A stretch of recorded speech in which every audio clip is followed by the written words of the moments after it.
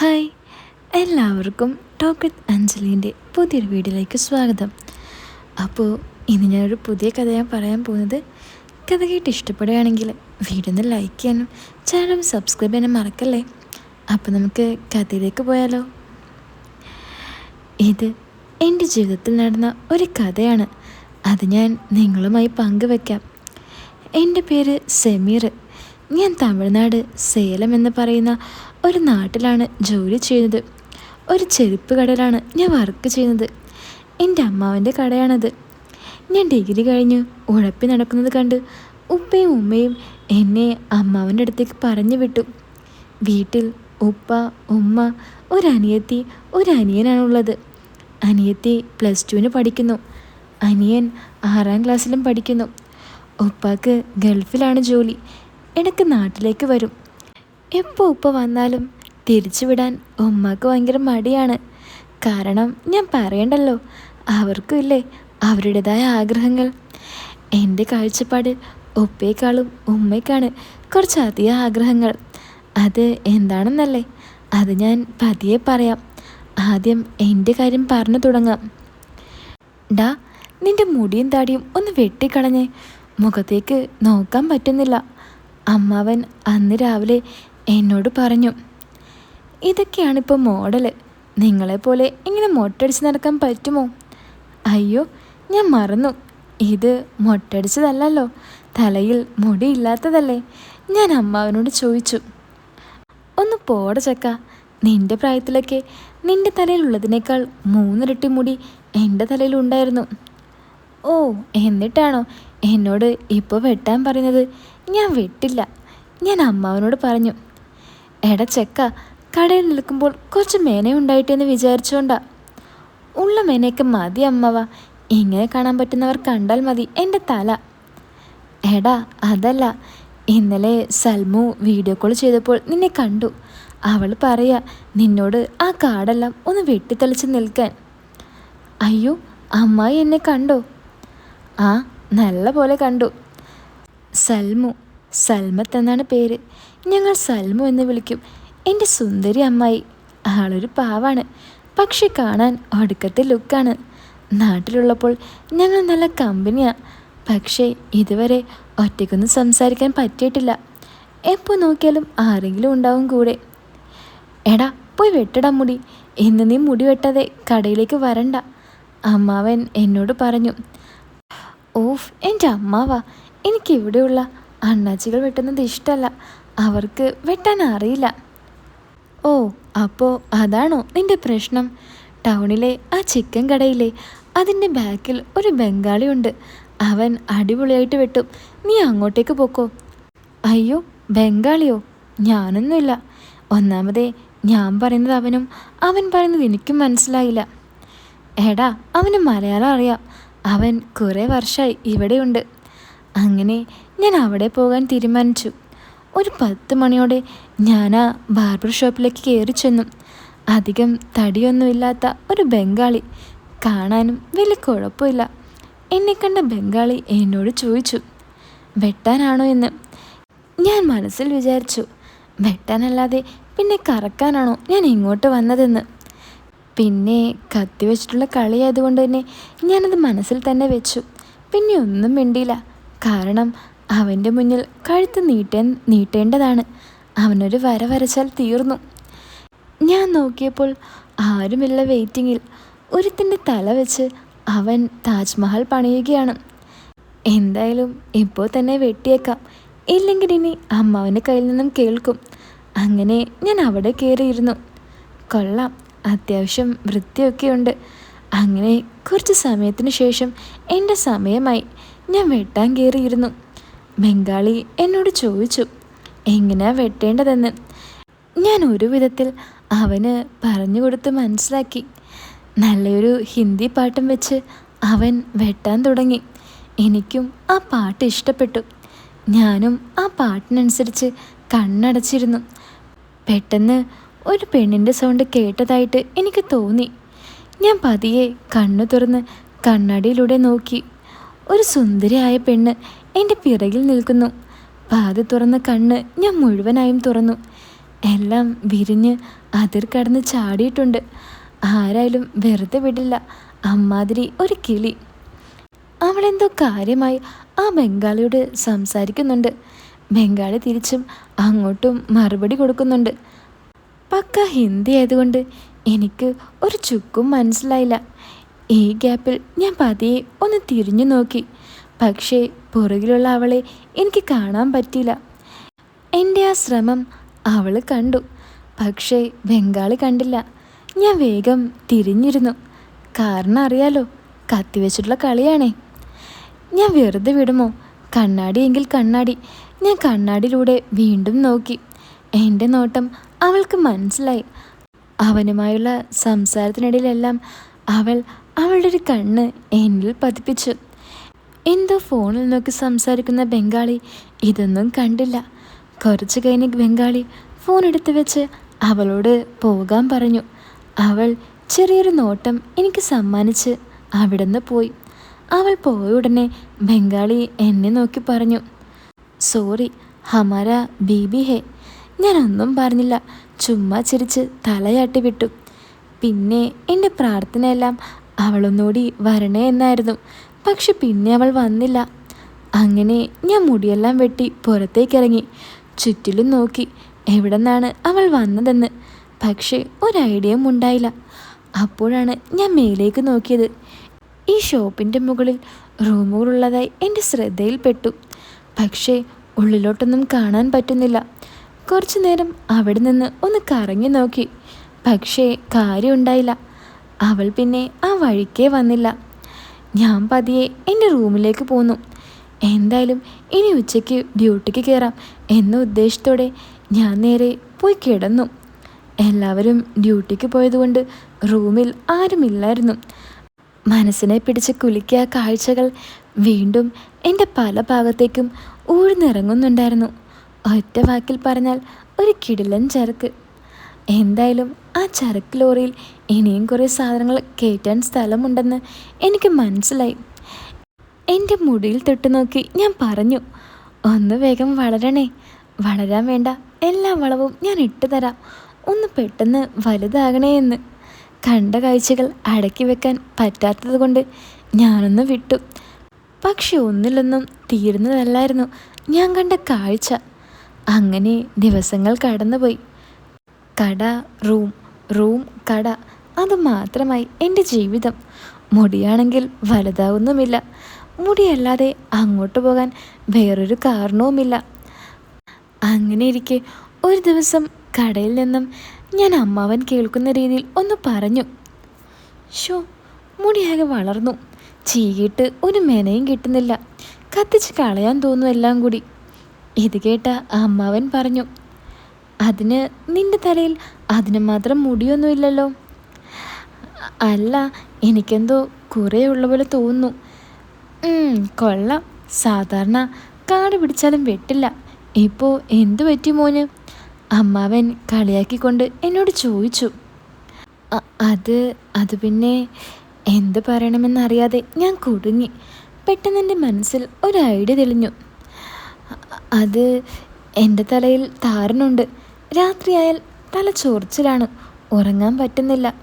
ഞാൻ പറഞ്ഞു, എന്നാ നീ ഒരു കാര്യം ചെയ്, പോയി മുട്ടയടിക്ക്. അപ്പോൾ നിൻ്റെ ചൊറിച്ചിലൊക്കെ മാറും. ഏയ്, മുട്ടയൊന്നും ഞാൻ അടിക്കില്ല. ഒന്ന് ചെറുതാക്കണം. നാളെ പോയി വെട്ടിയാലോ എന്ന് ആലോചിക്കുക. നാളെയോ? നാളെ പോകാൻ പറ്റില്ല, അമ്മാവൻ പറഞ്ഞു. അതെന്താ? ഞാൻ ചോദിച്ചു. നാളെ അൻവർ ലീവാണ്. നീയും കൂടി പോയാൽ ശരിയാവില്ല. കടയിൽ തിരക്കായിരിക്കും. എന്നെക്കൊണ്ട് ഒറ്റയ്ക്ക് സാധിക്കില്ല. അതൊന്നും പറ്റില്ല. എനിക്ക് നാളെ തന്നെ വെട്ടണം. ഭയങ്കര ചൊറിച്ചിലാണ്. എന്ത് ചൊറിയലാ? എവിടെയാ ചൊറിയുന്നതെന്ന് എനിക്കറിയാൻ കൂടി പാടില്ല. ഞാൻ അമ്മാവനോട് പറഞ്ഞു. ശരിയെന്നാ, നീ നാളെ ഉച്ചയ്ക്ക് ലഞ്ച് ടൈമിൽ പൊക്കോ. അതാവുമ്പോൾ കസ്റ്റമേഴ്സ് കുറവായിരിക്കും, അമ്മാവൻ പറഞ്ഞു. ഉച്ചയെങ്കിൽ ഉച്ച, ഞാൻ സമ്മതിച്ചു. എങ്ങനെയെങ്കിലും ഒന്ന് കാണണം, പിന്നെ ഒന്ന് പരിചയപ്പെടണം, പിന്നെ പറ്റിയാൽ കയറിയൊന്ന് മുട്ടണം. ഈ ഒരു ചെറിയ ആഗ്രഹം വെച്ച് ഞാൻ അന്ന് ഉച്ചയ്ക്ക് അങ്ങോട്ടേക്ക് പോയി. ഞാൻ കടയിൽ ചെന്ന് നോക്കുമ്പോൾ ബംഗാളി ഫുഡ് കഴിക്കുന്നു. 2 ചെയറുകൾ ഒരുമിച്ചിട്ട് അതിലിരുന്നാണ് അവൻ ഫുഡ് കഴിക്കുന്നത്. വേറെ ആരും ഉണ്ടായിരുന്നില്ല ആ കടയിൽ. എന്നെ കണ്ട ഉടനെ അവൻ എന്നെ കടയിലേക്ക് വിളിച്ചു. വാ, കയറി വാ, ഫുഡ് കഴിക്കാം. ഏയ് വേണ്ട, നീ കഴിച്ചോ, ഞാൻ കഴിച്ചിട്ടാണ് വന്നത്, ഞാൻ പറഞ്ഞു. ഏയ് അത് സാരില്ല, കുറച്ച് കഴിക്ക്, അവൻ എന്നെ നിർബന്ധിച്ചു. ഏയ് വേണ്ട, ഞാനിവിടെ ഇരുന്നോളാം, നീ കഴിക്കെന്ന് ഞാൻ പറഞ്ഞു. അപ്പോൾ അവൻ പറഞ്ഞു, ഒരു 5 മിനിറ്റ്, ഞാനിപ്പോൾ കഴിച്ചു കഴിയുമെന്ന്. ആ ഓക്കെ, പതിയെ കഴിച്ചാൽ മതി, ഞാനിവിടെ ഇരുന്നോളാം എന്ന് ഞാൻ അവനോട് പറഞ്ഞു. അങ്ങനെ ഞാൻ പതിയെ കടയുടെ പുറത്തിറങ്ങി. എങ്ങാനും അവളെ കണ്ടാലോ എന്നായിരുന്നു എൻ്റെ മനസ്സിൽ. പക്ഷെ അവിടെയൊന്നും അവളെ കണ്ടില്ല. അവളെ എന്നല്ല, അവിടെയൊന്നും ഒരു പൂച്ചക്കുഞ്ഞിനെ പോലും കണ്ടില്ല. ഉച്ചയായതുകൊണ്ടായിരിക്കും ആരെയും പുറത്ത് കാണാത്തത് എന്ന് എനിക്ക് മനസ്സിലായി. മുഷിഞ്ഞു നിന്ന എൻ്റെ പിറകിൽ നിന്നും ഒരു കൊലുസിൻ്റെ സൗണ്ട് ഞാൻ പെട്ടെന്ന് കേട്ടു. ഞാൻ വേഗം തിരിഞ്ഞു നോക്കി. അവൾതാ വരുന്നു, കയ്യിൽ ഒരു കുപ്പിയിൽ വെള്ളവുമായി. ഞാൻ അവളുടെ കണ്ണിലേക്ക് നോക്കി. എന്നെ കണ്ട അവൾ എന്നെ മനസ്സിലായ രീതിയിലുള്ള ഒരു ഭാവവും അവളുടെ മുഖത്ത് തെളിഞ്ഞു. ആ ഭാവത്തോടെ ചെറുചിരിയിൽ അവൾ ആ വെള്ളം കൊണ്ട് അവൻ്റെ അടുത്തേക്ക് പോയി. ഫുഡ് കഴിക്കാനിരുന്ന അവന് വെള്ളവുമായി വന്നതാണെന്ന് എനിക്ക് മനസ്സിലായി. ഞാൻ കടയുടെ പുറത്തുനിന്ന് അകത്തേക്ക് നോക്കി നിന്നു. അവൾ അവനോട് എന്തൊക്കെയോ സംസാരിക്കുന്നുണ്ടായി. പക്ഷെ എൻ്റെ മനസ്സിൽ ലഡ്ഡു പൊട്ടിയത് ആ നിമിഷമായിരുന്നു. ആ സംസാരത്തിനിടയിലും അവളെന്നെ തിരിഞ്ഞു തിരിഞ്ഞ് നോക്കുന്നുണ്ടായിരുന്നു. പക്ഷെ അവൾ എങ്ങോട്ടേക്ക് വരുന്നില്ല. അവളിവനെ കഴിപ്പിച്ചിട്ടേ ഇറങ്ങത്തുള്ളൂ. എനിക്ക് ദേഷ്യം വന്നു. വന്നാൽ അവൻ കഴിച്ചു തീരുന്നുമ്പേ വല്ലതും സംസാരിക്കായിരുന്നു. എൻ്റെ മുഖത്തെ ആ ദേഷ്യഭാവം കണ്ടിട്ടാണോ എന്നറിയില്ല, പെട്ടെന്ന് അവൾ ഒരു പാത്രവുമായി പുറത്തേക്ക് വന്നു. അവൾ വരുന്നത് കണ്ട് ഞാൻ കടയുടെ മുന്നിൽ നിന്നും മാറി കടയുടെ സൈഡിലേക്ക് വന്നു. അതായത് അവൾ റൂമിലേക്ക് പോകുന്ന വഴിയിൽ. കടയിൽ നിന്നും അവൻ നോക്കിയാൽ കാണാൻ പോലും പറ്റില്ലത്. എൻ്റെ ആ നീക്കം അവൾ നോക്കുന്നുണ്ടായിരുന്നു. അവൾ വരുന്നത് കണ്ട് ഞാൻ അവളെ നോക്കിയെന്ന് ചിരിച്ചു. അവൾ അതേ ചിരി എനിക്കും നൽകി. അടുത്തെത്തിയ അവളെ കണ്ട് എന്ത് ചെയ്യുമെന്നറിയാതെ ഞാൻ പകച്ചു നിന്നു. പറ്റില്ല, എന്നെക്കൊണ്ടൊന്നിനും പറ്റില്ല എന്ന് എനിക്ക് മനസ്സിലായി. പോണെങ്കിൽ പോക്കോട്ടെ എന്ന മനസ്സോടെ തല താഴ്ത്തി ഞാൻ നിന്നു. പക്ഷേ അവൾ എന്നെ നെട്ടിച്ചു കളഞ്ഞു. എൻ്റെ അടുത്തെത്തി അവൾ അവിടെ നിന്നു. ഞാൻ ആകെ അത്ഭുതപ്പെട്ടുപോയി. എന്തോ എന്നോട് ഹിന്ദിയിൽ അവൾ ചോദിച്ചു. ആ വെപ്രാളത്തിൽ എനിക്കൊന്നും മനസ്സിലായില്ല. വീണ്ടും അവൾ ചോദിച്ചു. അപ്പോഴാണ് എനിക്കത് എന്താണെന്ന് മനസ്സിലായത്. ഫസ്റ്റ് ഹിന്ദിയിൽ ഫുഡ് കഴിച്ചെന്ന് ചോദിച്ചു. എനിക്ക് മനസ്സിലാകാത്ത കൊണ്ട് രണ്ടാമത് അവൾ തമിഴിലും ചോദിച്ചു. ആ കഴിച്ചു, നീ കഴിച്ചോ, ഞാൻ അവളോട് ചോദിച്ചു. അവൾ പതിഞ്ഞ സ്വരത്തിൽ പറഞ്ഞു കഴിച്ചു എന്ന്. ഇനി എന്ത് ചോദിക്കുമെന്നറിയാതെ ഞാനൊന്ന് പകച്ചു. പക്ഷേ അവളുടെ ഭാഗത്തു നിന്ന് അങ്ങനൊരു പകപ്പുണ്ടായില്ല. അവൾ എന്നോട് ചോദിച്ചു എന്ത് ചെയ്യുന്നു എന്ന്. ഞാൻ പറഞ്ഞു ഞാനിവിടെ ഒരു ഫുഡ്വെയർ ഷോപ്പിൽ വർക്ക് ചെയ്യുകയാണെന്ന്. എന്ന് ഒരു മറുപടി പറഞ്ഞ് അവൾ അവിടെ തന്നെ നിന്നു. അവളിൻ്റെ അടുത്തൊന്നും പോകുന്നുണ്ടായിരുന്നില്ല. എനിക്കത് കൂടുതൽ ഊർജം നൽകി. ഇനി ഞാൻ മിണ്ടിയില്ലെങ്കിൽ ഈ അവസരം കൈവിട്ടു പോകുമെന്ന് എനിക്ക് മനസ്സിലായി. പിന്നെ ഞാൻ ഒന്നും നോക്കിയില്ല. ഞാൻ വല വീശാൻ തുടങ്ങി.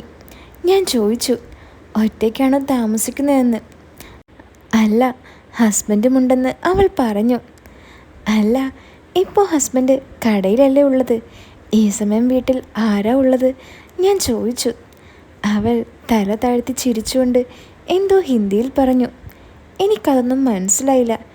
ഞാൻ ചോദിച്ചു എന്താ എന്ന്. അവൾ വീണ്ടും തമിഴിൽ പറഞ്ഞു. അതെനിക്ക് മനസ്സിലായില്ല. അവൾ കുറേ ശ്രമിക്കുന്നുണ്ടായി തമിഴിൽ എന്നോട് സംസാരിക്കാൻ. അവസാനം അവൾക്ക് മനസ്സിലായി ഇതിങ്ങനെ പറഞ്ഞാൽ എനിക്ക് മനസ്സിലായില്ലെന്ന്. പിന്നെ അവൾ അവളെ തന്നെ തൊട്ടുകൊണ്ട് പറഞ്ഞു ഞാൻ ഒറ്റയ്ക്കാണെന്ന്. അപ്പോൾ ഞാൻ ചോദിച്ചു കുട്ടികളൊന്നും ആയില്ലേ എന്ന്. ഇത് കേട്ട അവൾ ഒരു പുച്ഛഭാവത്തിൽ പറഞ്ഞു അതിന് വേണ്ടത് വല്ലതും ചെയ്യണം, അല്ലാണ്ട് തന്നെത്താനെ ഉണ്ടാവുന്ന ടെക്നിക്കൊന്നും എനിക്കറിയില്ല എന്ന്. അവൾ പറയുന്നത് കേട്ട് എനിക്ക് ചിരി നിർത്താൻ പറ്റിയില്ല. അതിന് കാരണം ഒന്നാമത് അവളുടെ തമിഴുള്ള സംസാരം തന്നെയായിരുന്നു. പെട്ടെന്ന് ഒരപ്പൂപ്പൻ അതുവഴി വരുന്നുണ്ടായിരുന്നു. ഇത് കണ്ട് അവൾ ഓടി സ്റ്റെപ്പിലേക്ക് കയറി. പിറകിൽ നിന്നും ആ ഓട്ടം കണ്ട് ഞാനാകെ നെട്ടി നിൽക്കുകയാണ്. ഹോ, ഇതിനേക്കാണോ ഈ ബംഗാളി കൊന്തൻ മനസ്സിലാക്കാത്തത്? വരിക്കച്ചക്കെ വലുത മൂപ്പ്, ഞാൻ മനസ്സിൽ പറഞ്ഞു. പെട്ടെന്ന് ആ അപ്പൂപ്പൻ അതുവഴി കടന്നുപോയി. ഞാൻ അവളെ നോക്കിയിട്ട് പിന്നെ കണ്ടില്ല. ഇവൾ ഇനി പേടിച്ച് വീട്ടിൽ പോയോ? ഞാൻ പതിയെ ആ സ്റ്റെപ്പിലേക്ക് പോയി നോക്കി. ആ കാഴ്ച കണ്ട് ഞാൻ നെട്ടി. അവൾ ആ സ്റ്റെപ്പിൽ എന്നെയും കാത്ത് മറഞ്ഞു നിൽക്കുന്നു. ഇത് കണ്ടതും എനിക്ക് മനസ്സിലായി ആള് വീണെന്ന്. എന്തിനോ വേണ്ടി അവളുടെ ഉള്ളിൽ കെഞ്ചുന്നുണ്ടെന്ന് എനിക്ക് മനസ്സിലായി. ഞാൻ പതിയെ ആ സ്റ്റെപ്പിലേക്ക് കാലെടുത്ത് വെച്ചു. പെട്ടെന്ന് ആരോ പുറത്തുനിന്ന് വരുന്നതായി എനിക്ക് തോന്നി. ഞാൻ വേഗം പിറകിലേക്ക് വലിഞ്ഞു. നോക്കുമ്പോൾ അവൻ പാത്രങ്ങളുമായി നടന്നു വരുന്നു. ഇതറിഞ്ഞ അവൾ സ്റ്റെപ്പിൽ നിന്നും ഓടി മേളിലേക്ക് കയറി. ഞാൻ പെട്ടെന്ന് പോക്കറ്റിൽ നിന്നും ഫോൺ എടുത്ത് സംസാരിക്കുന്ന പോലെ അഭിനയിച്ചു.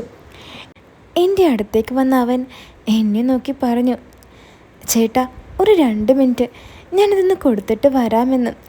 ഞാൻ ഓക്കെ എന്നും പറഞ്ഞു. അവൻ നേരെ അവളുടെ റൂമിലേക്ക് പോയി. ഛേ, ഒന്ന് മിണ്ടാൻ വന്നതാ, അപ്പോഴേക്കും ആ കോന്തം കയറി വന്നു. എനിക്കാകെ ദേഷ്യം കയറി. ദാ വരുന്നു അമ്മാവൻ്റെ കോള്. ഓ, ഇയാളിനി എന്തിനാണാവോ വിളിക്കുന്നത്? ഞാൻ പ്രാഗിക്കൊണ്ട് കോളെടുത്തു. ഡാ, നീ ഇതെവിടെ പോയി കിടക്ക? കടയിൽ ആളുകൾ വരാൻ തുടങ്ങി, വേഗം വാടാ. ഓഫ്, ഞാൻ വരണോ? ഞാനതിന് മുടി വെട്ടിയിട്ടില്ല, ഞാൻ പറഞ്ഞു. വെട്ടിയില്ലേ? എന്നാ ഇങ്ങ് പോര്, നിനക്ക് പിന്നെ പോയി വെട്ടാം. അല്ലെങ്കിൽ നീ ഒരു കാര്യം ചെയ്, നല്ല വെളിച്ചെണ്ണ ഇട്ട് കുളിക്ക്, അപ്പോൾ നിൻ്റെ തലയിൽ താരനെല്ലാം പൊക്കോളും. അതൊന്നും പറ്റില്ല, ഞാനൊന്ന് വെട്ടിയിട്ടേ വരൂ. എടാ, നിനക്ക് നാളെ പോയി വെട്ടാം, അതാവുമ്പോൾ എത്ര നേരം എടുത്താലും പ്രശ്നമില്ല. ഛേ, ഇനിയിപ്പോൾ എന്ത് ചെയ്യും? ആ ഓക്കെ, ഞാൻ വരാം. അതും പറഞ്ഞ് ഞാൻ ഫോൺ കട്ട് ചെയ്തു. ഷോ, അവളുടെ നമ്പർ പോലും വാങ്ങാൻ പറ്റിയില്ല. ഇനിയിപ്പോൾ അവളെ കാണാനും പറ്റുന്നു വരില്ല. ദാ വരുന്നു ബംഗാളി. വാ ചേട്ടാ, വെട്ടാം, അവൻ എന്നോട് പറഞ്ഞു. വേണ്ട, ഇന്ന് വെട്ടണ്ട, എൻ്റെ ഓണർ വിളിച്ചു, കടയിൽ ആളില്ല, വേഗം ചെല്ലാൻ പറഞ്ഞു. ഞാൻ നാളെ വരാമെന്ന് അവനോട് പറഞ്ഞു. അത് കേട്ട് അവൻ പറഞ്ഞു, ആ ഓക്കെ, നാളെ വാ, നാളെ നോക്കാമെന്ന്. അങ്ങനെ മനസ്സില്ലാ മനസ്സോടെ ഞാൻ അവിടെ നിന്ന് മടങ്ങി. എനിക്ക് ഏറെക്കുറെ ഉറപ്പായി അവൾ വീണെന്ന്. പക്ഷേ ഇതുപോലെ ഇനിയൊന്ന് എങ്ങനെ കാണാൻ പറ്റും? ഞാൻ തല പുണ്ണാക്കി ആലോചിച്ചു. നേരെ കടയിലേക്ക് പോയി. അമ്മാവൻ ഒറ്റയ്ക്ക്, കുറേ കസ്റ്റമേഴ്സും ഉണ്ട്. ഞാൻ വേഗം ചെന്ന് ഡ്യൂട്ടിക്ക് കയറി. ഇത് കണ്ട് അമ്മാവന് സന്തോഷമായി. അമ്മാവൻ എന്നോട് പറഞ്ഞു, നീ നാളെ ഉച്ചയ്ക്ക് ശേഷം വരണ്ട, നീ മുടിയൊക്കെ വെട്ടി പറ്റിയാൽ രാത്രി വന്നാൽ മതിയെന്ന്. ഇത് കേട്ട് എനിക്ക് ഒരുപാട് സന്തോഷം തോന്നി. പക്ഷേ അപ്പോഴും മനസ്സിനുള്ളിൽ ഒരു വിഷമം കത്തിക്കയറി. നാളെ ചെല്ലുമ്പോൾ അവളെ കാണാൻ പറ്റുമോ? ഇനി അവൾ പുറത്ത് വന്നില്ലെങ്കിലോ? അങ്ങനെ പല ചിന്തയായി എൻ്റെ മനസ്സിൽ. ഡാ, എന്താടാ, നീ മുടിവെട്ടാൻ പോയിട്ട് വെട്ടിയില്ലേ? ഇതാരായി ചോദിക്കുന്നതെന്ന് കരുതി ഞാൻ ബാക്കിലേക്ക് തിരിഞ്ഞു നോക്കി. ഓ, ഇവനോ? എൻ്റെ ഇവിടെയുള്ളൊരു കൂട്ടുകാരനാ, പേര് മിഥുൻ. ഇല്ലടാ, ഞാൻ ചെന്നപ്പോഴേക്കും ആ ബംഗാളി ഫുഡ് കഴിക്കായിരുന്നു. ഇവിടെയാണെങ്കിൽ ആളും ഉണ്ടായില്ല. അമ്മാവൻ വിളിച്ചപ്പോൾ ഞാനിങ്ങ് പോന്നു. അതിന് നിനക്ക് വെട്ടാൻ മാത്രം മുടിയായില്ലല്ലോടാ, അവൻ എന്നോട് ചോദിച്ചു. അല്ലടാ, ഒന്ന് ചെറുതാക്കണം, ഭയങ്കര താരന തലയിൽ, ഞാൻ അവനോട് പറഞ്ഞു. നിനക്കും ഉണ്ടോ താരൻ? ഞാൻ കരുതി എനിക്ക് മാത്രം ഉള്ളെന്ന്. എനിക്കും ഭയങ്കര ചൊറിച്ചില. അല്ല, ഞാനും വരാം നിൻ്റെ കൂടെ, നീ വെട്ടാൻ പോകുമ്പോൾ പറയണേ എന്നവൻ എന്നോട് പറഞ്ഞു. അയ്യോ, പെട്ടല്ലോ, ഇവൻ കൂടി ഉണ്ടെങ്കിൽ കാര്യങ്ങളൊന്നും നടക്കില്ല, ഞാൻ മനസ്സിൽ വിചാരിച്ചു. എന്താടോ ഒന്നും മിണ്ടാത്തേ? അവൻ എന്നെ തട്ടി വിളിച്ചുകൊണ്ട് ചോദിച്ചു. ആടാ, ഞാൻ വിളിക്കാം, ഞാൻ അവനോട് പറഞ്ഞു.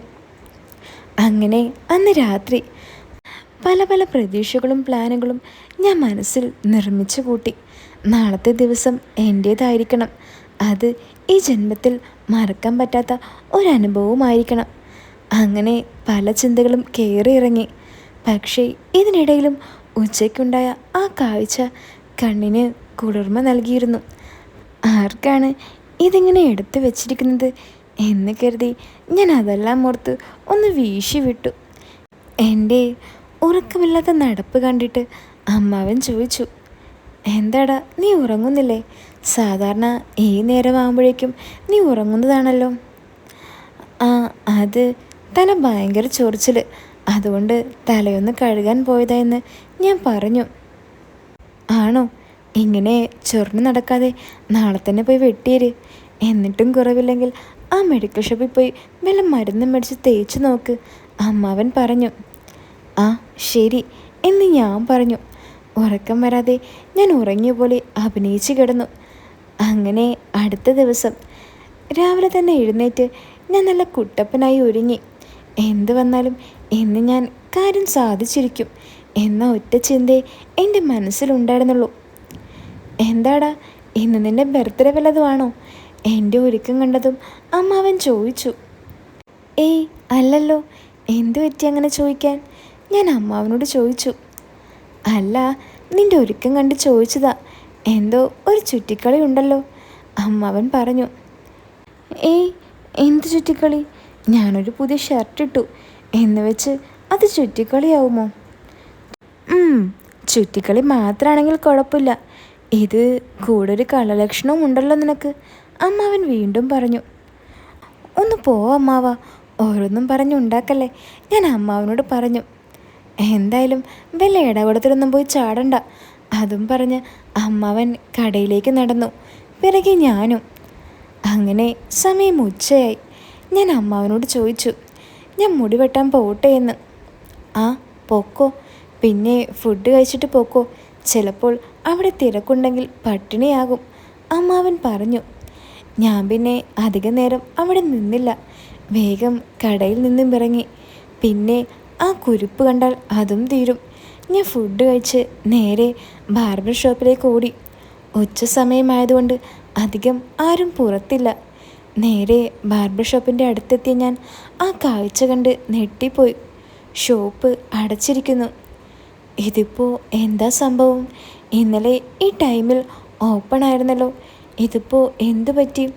ഞാൻ കുറച്ചു നേരം അവിടെ നിന്ന് തിരിഞ്ഞു. ഏകദേശം ഒരു 5 മിനിറ്റ് ആയപ്പോഴേക്കും ദാ വരുന്നു ബംഗാളി. ഞാൻ നേരെ അവൻ്റെ പിറകിലേക്ക് നോക്കി. ഇനിയെങ്ങാനും അവളുണ്ടെങ്കിലോ എന്ന് കരുതി. പക്ഷേ അവൻ മാത്രമേ ഉണ്ടായിരുന്നുള്ളൂ. എന്നെ കണ്ട ഉടൻ അവൻ കൈപൊക്കി കാണിച്ച് എന്നെ വിളിച്ചു. വാ, ഞാനൊന്ന് ബാത്റൂമിൽ പോയതായിരുന്നു, അവൻ പറഞ്ഞു. അങ്ങനെ ഞാൻ നേരെ കടയിൽ കയറി മുടി വെട്ടാൻ തുടങ്ങി. എൻ്റെ മനസ്സിൽ മുഴുവൻ അവളായിരുന്നു. പക്ഷേ എത്ര നേരമായിട്ടും അവളെ കാണുന്നില്ല. ഞാൻ ആകെ സങ്കടത്തോടെ ഇരുന്നു. പെട്ടെന്ന് ആരോ വരുന്ന ശബ്ദം പുറത്തുനിന്ന് കേട്ടു. ഞാൻ വെപ്രാളത്തിൽ തിരിഞ്ഞു നോക്കി. പക്ഷേ അത് അവളല്ലായിരുന്നു, ഒരണ്ണനും അയാളുടെ മകനുമായിരുന്നു. മുടി വെട്ടിക്കൊണ്ടിരിക്കുമ്പോൾ പെട്ടെന്ന് തിരിഞ്ഞതിന് ബംഗാളി എന്നെ ഒന്ന് തുറിച്ചു നോക്കി. ഞാനതൊന്നും കാര്യമാക്കാൻ നിന്നില്ല. എൻ്റെ ലക്ഷ്യം മറ്റൊന്നല്ലേ. എൻ്റെ കാത്തിരിപ്പിന് വിരാമം അറിയിച്ചുകൊണ്ട് ദാ വരുന്നു അവൾ. നേരെ വന്നെന്ന് അവൾ കണ്ണാടിയിലൊക്കെ ഒന്ന് കണ്ണോടിച്ചു. അവസാനം അവളുടെ കണ്ണെത്തിയത് എൻ്റെ കണ്ണിലേക്ക്. എന്നെ കണ്ടതും അവളുടെ മുഖത്ത് ഒരു ചെറു പുഞ്ചിരി വിടർന്നു. എന്തിനാ നീ ഇപ്പോൾ വന്നത്? ബംഗാളി അവളോട് ചോദിച്ചു. ആ ചോദ്യം കേട്ട് അവളൊന്ന് പകച്ചു. അത് ഞാൻ എൻ്റെ ചാർജർ ഇവിടെ ഉണ്ടെന്ന് നോക്കാൻ വന്നതാ. അതെങ്ങനെയാ നിൻ്റെ ചാർജർ ഇവിടെ വരുന്നേ? അവിടെ തന്നെ ഉണ്ടാവും, അവൻ അവളോട് പറഞ്ഞു. ഇല്ല, അവിടെ കാണുന്നില്ല, അതാ ഞാൻ ഇങ്ങോട്ട് വന്ന് നോക്കിയത്, അവൾ അടഞ്ഞ ശബ്ദത്തിൽ പറഞ്ഞു. ഇല്ല, ഞാൻ ഇങ്ങോട്ടൊന്നും കൊണ്ടുവന്നിട്ടില്ല, അവിടെ എങ്ങാനും കാണും, പോയി നോക്ക്, അവൻ അവളോട് പറഞ്ഞു. ഈ സമയം ഒരലസത ഭാവത്തിൽ അവൾ അവിടെ നിന്ന് തിരിഞ്ഞു. അവസാനം കടയിൽ നിന്നും ഇറങ്ങുമ്പോൾ എന്നെയൊന്ന് നോക്കി. എന്നിട്ടവൾ അവിടെ നിന്ന് പോയി. ഇത് കണ്ട എനിക്ക് ആകെ ഇരിക്കപ്പുറതി ഇല്ലാതെയായി. ഇവനാണെങ്കിൽ വെട്ടിയിട്ട് തീരുന്നുമില്ല. അവൾ പോയി കാണുമോ? എന്തായാലും അവൾ ഞാനുണ്ടെന്ന് നോക്കാൻ വന്നതാണെന്ന് എനിക്ക് മനസ്സിലായി. ഒരുവിധം കഴിഞ്ഞപ്പോൾ ഞാൻ അവനോട് മതിയെന്ന് പറഞ്ഞു. അവൻ എന്നോട് ചോദിച്ചു സൈഡിൽ വെക്കണ്ടേ എന്ന്. അപ്പോൾ ഞാൻ വേണ്ട എന്ന് പറഞ്ഞു. അങ്ങനെ അവൻ വെട്ടിത്തീർത്തു. ക്യാഷെല്ലാം കൊടുത്ത് ഞാൻ വേഗം കടയിൽ നിന്നും ഇറങ്ങി. അവൻ്റെ ശ്രദ്ധയിൽപ്പെടാതെ ഞാൻ നേരെ കടയുടെ ബാക്കിലേക്ക് പോയി. ദാ നിൽക്കുന്നു അവൾ അവിടെ. ആ നോട്ടത്തിൽ തന്നെ എനിക്ക് മനസ്സിലായി എന്നെയും കാത്ത് നിൽക്കുകയാണെന്ന്. ഞാൻ നേരെ അവളുടെ അടുത്തേക്ക് പോയി. എന്താ ഇവിടെ ഇങ്ങനെ ഒറ്റയ്ക്ക് നിൽക്കുന്നത്? ഞാൻ അവളോട് ചോദിച്ചു. അവൾ ഒരു മടിയുമില്ലാതെ പറഞ്ഞു, ഞാൻ നിന്നെയും കാത്ത് നിൽക്കുകയാണെന്ന്. ഇത് കേട്ട് ഞാനാകെ ഷോക്കായി. ഞാൻ ചോദിച്ചു കഴിച്ചോ എന്ന്. അവൾ തലയാട്ടി പറഞ്ഞു കഴിച്ചു എന്ന്. കഴിച്ചതിന് ശേഷം ഉറങ്ങുന്ന ശീലമില്ലേ എന്ന് ഞാൻ അവളോട് ചോദിച്ചു. ആ അതൊക്കെ ഉണ്ട്. പിന്നെ എത്രയെന്ന് വെച്ചാൽ ഇങ്ങനെ ഒറ്റയ്ക്ക് കിടക്കുന്നത്. അതുകൊണ്ട് ഞാനിന്ന് ഉറങ്ങിയില്ല. ആ സംസാരത്തിൻ്റെ ആഴം എനിക്ക് മനസ്സിലായി. കൊള്ളിക്കുന്നിടത്ത് കൊള്ളിച്ചാണ് അവളത് പറഞ്ഞത്. ഞാൻ അറിയാത്ത പോലെ ചോദിച്ചു, അതെന്താ അവൻ വരില്ലേ ഉച്ചക്ക്? ആര്? അവനോ? വേറുള്ള സമയം പോലും മര്യാദക്കില്ല. എന്നിട്ടാ ഉച്ചയ്ക്ക് ഫുൾ ടൈം കടയില. അവൾ ദേഷ്യത്തോടെ പറഞ്ഞു. ഈ അവസരത്തിൽ ഞാനൊന്ന് കയറി ഗോളടിച്ച് നോക്കി. അല്ല, ഉച്ചയ്ക്ക് കിടക്കാൻ ഇപ്പോൾ അവൻ തന്നെ വേണമെന്നുണ്ടോ? എൻ്റെ ചോദ്യം ശരിക്കും അവൾക്ക് കൊണ്ടു. അവൾ ഒരു ചെറു ചിരിയോടെ തലയാട്ടി ഇല്ലെന്ന് കാണിച്ചു. കാര്യത്തിൻ്റെ പോക്ക് ഞാൻ ഉദ്ദേശിക്കുന്ന സ്ഥലത്ത് തന്നെയാണെന്ന് എനിക്ക് മനസ്സിലായി. എന്തായാലും കടയിൽ 2-3 പേരുണ്ട്. അതെല്ലാം വെട്ടിക്കഴിയണമെങ്കിൽ മിനിമം ഒരു 3-4 മണിക്കൂറാകും. ഈ ഒരു അവസരം എനിക്ക് കിട്ടില്ല. ഞാൻ ആ ചുറ്റിലുമൊന്ന് കണ്ണോടിച്ചു. 2 കുട്ടികൾ അതിലൂടെ പോകുന്നുണ്ട്. അല്ലാതെ വേറെ ആരും ആ ഏരിയയിൽ പോലുമില്ല. ഞാൻ അവളുടെ കണ്ണിലേക്കൊന്ന് നോക്കി. അവൾ ആ സമയം എൻ്റെ നീക്കത്തിനായി കാത്തിരിക്കുകയാണെന്ന് എനിക്ക് മനസ്സിലായി. ഞാൻ കണ്ണ് കാണിച്ച് ഞാൻ വരട്ടെ എന്ന് ചോദിച്ചു. ഇത് കേട്ട് അവൾ ചിരിച്ചുകൊണ്ട് തിരിഞ്ഞ് സ്റ്റെപ്പ് കയറി നടന്നു. ഇടക്ക് തിരിഞ്ഞു നോക്കി എന്നെ തലയാട്ടി വിളിച്ചു. ഞാൻ പിന്നെ ഒന്നും നോക്കില്ല. ഞാനും പിറകെ പോയി. ആ സ്റ്റെപ്പ് നടന്നു കയറി. അപ്പുറത്തും ഇപ്പുറത്തുമായി 2 വീടുകൾ. അപ്പുറത്തുള്ളൊരു വീട് അടച്ചിട്ടിരിക്കുന്നു. ലോക്ക കഥകിൽ കാണാൻ പറ്റുന്നുണ്ട്. മുൻപിലുള്ള ഒരു റോഡിലൂടെ ചില വാഹനങ്ങൾ കടന്നു പോകുന്ന ശബ്ദം മാത്രം അങ്ങോട്ടേക്ക് മുഴങ്ങുന്നുണ്ടായിരുന്നു. ആ ചെറിയ ശബ്ദത്തിൻ്റെ ഇടയിൽ ഞങ്ങൾ എല്ലാം മറന്ന് ഒന്നിച്ചു. സന്തോഷം മങ്ങിയ അവളുടെ ജീവിതത്തിൽ ഞാനൊരു വെളിച്ചം പോലെ കടന്നു ചെന്നു. ആ സ്നേഹം മനസ്സിലാക്കി അവളെനിക്ക് എല്ലാം നൽകിയതുപോലെ സമ്മാനിച്ചു. പിന്നീട് അങ്ങോട്ട് ആ സ്നേഹം ഞങ്ങൾക്കിടയിൽ തുടരാൻ തുടങ്ങി. എനിക്കാകുന്ന വിധം സന്തോഷം ഞാൻ അവൾക്ക് നൽകി. നമ്മൾ എപ്പോഴും എല്ലാവരെയും മനസ്സിലാക്കണം. ആ ബംഗാളിയെ പോലെ ഒരിക്കലും ആകരുത്. അപ്പോൾ ഈ കഥ നിങ്ങൾക്ക് ഇഷ്ടപ്പെട്ടോ? ഇഷ്ടപ്പെട്ടെങ്കിൽ വീടൊന്ന് ലൈക്ക് ചെയ്യാനും ചാനൽ സബ്സ്ക്രൈബ് ചെയ്യാനും മറക്കല്ലേ. അപ്പോൾ പുതിയൊരു കഥയായിട്ട് നമുക്ക് വീണ്ടും കാണാം. എല്ലാവരും കാത്തിരിക്കുക.